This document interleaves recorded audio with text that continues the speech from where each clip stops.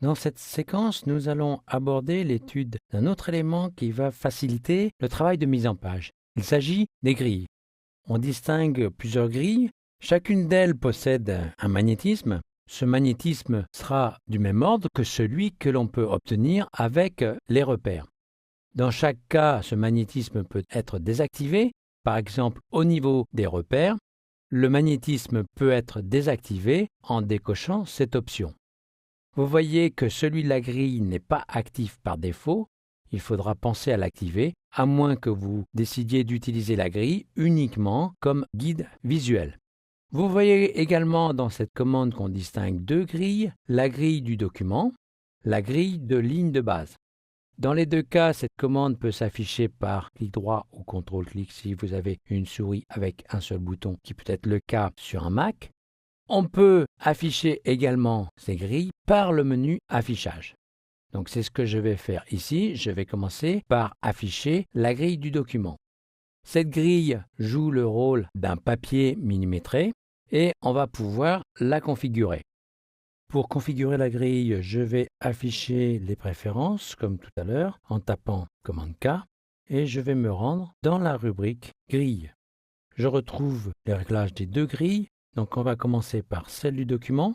Je peux en modifier la couleur si je la trouve pas trop visible à l'écran et je peux en modifier le pas et les subdivisions.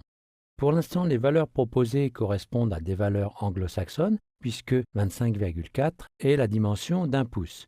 Je peux, pour avoir quelque chose de plus intéressant, modifier et mettre une valeur par exemple de 10 mm. Et je vais réduire les subdivisions à une seule subdivision. J'aurai ainsi une grille qui apparaîtra avec des lignes tous les 5 mm. C'est tout ce que je vais faire.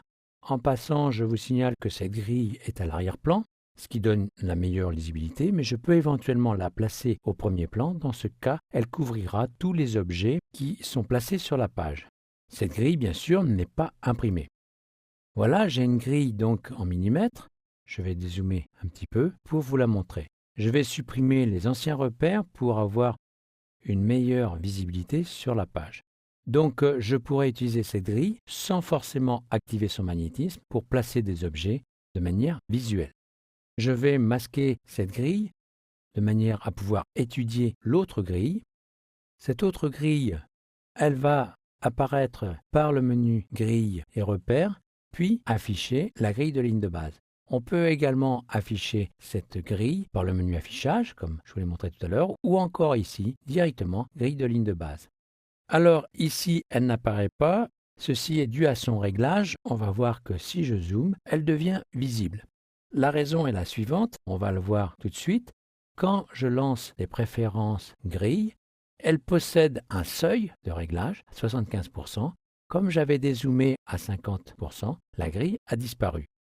Je peux en régler la couleur, donc et choisir une autre couleur. Attention, il s'agit ici d'une grille de base qui s'appliquera à tout le document. Donc le réglage que je vais faire apparaît sur cette page et si je passe aux autres pages, je verrai la même grille.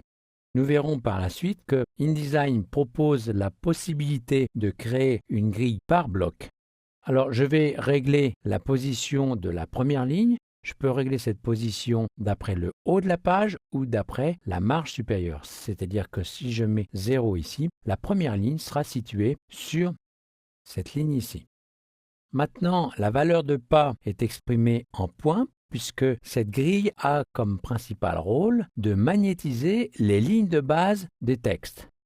Donc, on fait un réglage qui généralement correspond à l'interlignage du texte qui est utilisé dans la page.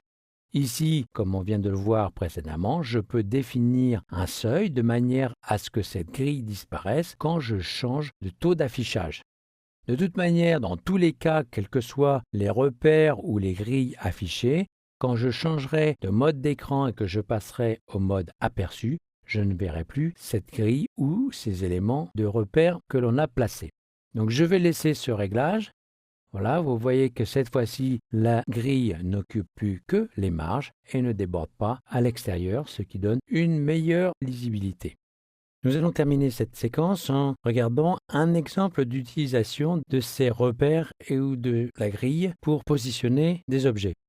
Pour cela, je vais masquer la grille de ligne de base. qui, comme je vous l'ai dit tout à l'heure, sert principalement pour le texte. Je vais supprimer tous les repères de planche et par contre, je vais afficher la grille du document. Dans le menu contextuel, je choisis Afficher la grille du document. Donc je vais dessiner avec la plume des blocs et je vais pouvoir, grâce aux lignes de grille, dessiner en utilisant ce repère visuel. Donc je vais faire par exemple quelque chose qui aura cette forme ici. Vous voyez qu'il est très facile. Remarquez en passant que la grille m'indique le bon positionnement de l'objet puisque la plume change d'aspect quand elle se place sur une ligne.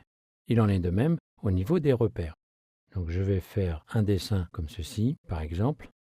Donc j'utilise à la fois les repères de marge et la grille. J'ai donc maintenant deux blocs. Pour avoir une meilleure visibilité, je vais masquer la grille qui m'est plus nécessaire maintenant. Alors je n'ai plus accès à ces options puisque j'ai un bloc sélectionné. Donc je dois d'abord désélectionner le bloc pour pouvoir accéder à cette option. Donc je vais masquer la grille. J'ai donc deux blocs ici. Je vais les utiliser pour placer des images. Donc je vais importer ces images. Je peux le faire par mini-bridge. Donc je vais me rendre dans le dossier contenant les images ici et je vais placer ces deux images. Donc la première par exemple dans ce bloc ici et la seconde dans ce deuxième bloc. Vous voyez que automatiquement elles se sont positionnées à l'intérieur du bloc. Je vais passer au mode aperçu pour voir ce que ça donne. Donc j'ai, grâce aux repères, dessiné des blocs beaucoup plus facilement.